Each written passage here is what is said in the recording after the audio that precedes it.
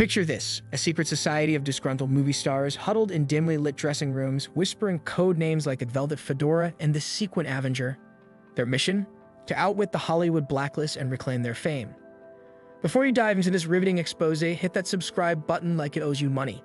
And hey, if you find yourself gasping at the jaw-dropping revelations, don't forget to comment below with your best conspiracy theory. We're all ears. Number 10. Shia LaBeouf. For many years, Shia LaBeouf's business looked like it would go well. Besides always shocking people, he was also always trying to change himself and find new ways to be creative. Beginning in 2014, though, some of his behaviors caught people off guard for a number of reasons that were not right. The main reason the actor was arrested several times was for drug abuse issues. One of these cases happened in Savannah, Georgia in 2017, and LaBeouf was violent and racist toward police officers. Following that, in the year 2020, the star of Even Stevens was served with a lawsuit by FKA Twigs, his ex-girlfriend, who claimed he had hit her and hurt her. LaBeouf has already been fired from the next Olivia Wilde movie, Don't Worry Darling, because of how badly he behaved and treated other people on set. Even though the claim is still going on, this is still the case. A lot of people have already said mean things about LaBeouf because of this. Number 9. Josh Trank. Since the movie Chronicle did so well at the box office and with critics, Josh Trank has become one of the most hopeful directors in Hollywood. This made it possible for him to lead the reboot of the Fantastic Four, but things didn't go as planned after that. People on the set said that Trank was hard to work with because he always kept his distance from the rest of the cast and team.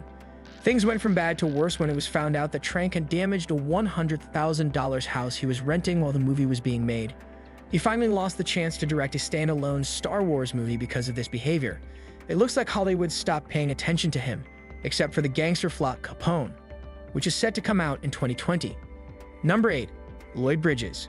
Imagine that events had gone in a different direction. Think about what would happen if Lloyd Bridges was forever banned from working in Hollywood.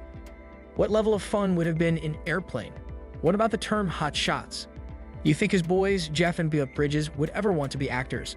Lloyd Bridges wasn't put on a lifelong blacklist, which is good news.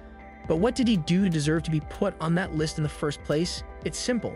He was involved with the group because he was a member of the Actors Laboratory Theater, which was thought to have ties to communism. Bridges was banned from working in the theater business after he told the truth to the House Un-American Activities Committee, which was also known as the Congressional Communist Hunt Committee. The FBI finally cleared his name, though, and he was able to go back. Number 7. Thora Birch. With Hocus Pocus and American Beauty, Thora Birch did a great job of proving that she is one of the most potential young stars in the business. In contrast, Birch has only been able to get small parts in alternative films and on TV in the 2000s. So, what is really going on? In the blink of an eye, how does an actor with so much skill disappear? Jack Birch, her father and manager, requested to be present during his daughter's love scenes and made threats against team members when things did not go his way. He was an adult star in the 1970s.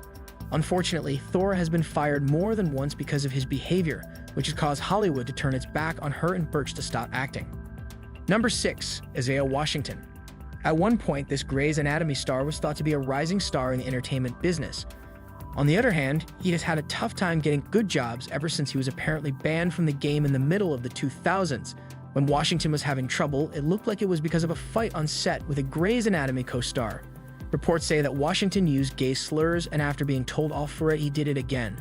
Washington was fired from Grey's Anatomy on June 7, 2007, and even though he went on Larry King Live less than a month later to defend himself, he seemed to be in an even worse position. Because of the dispute, we haven't seen Washington for a long time. Number 5. CeeLo Green.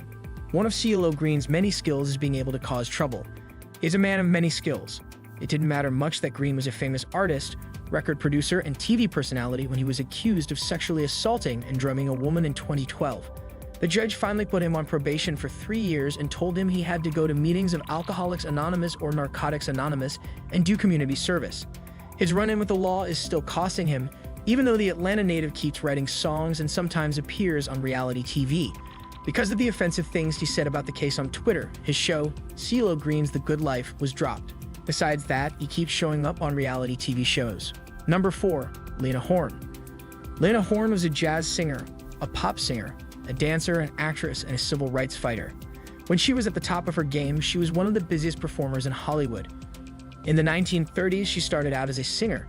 By the 1940s, she was such a famous performer that Metro-Goldwyn-Mayer signed her.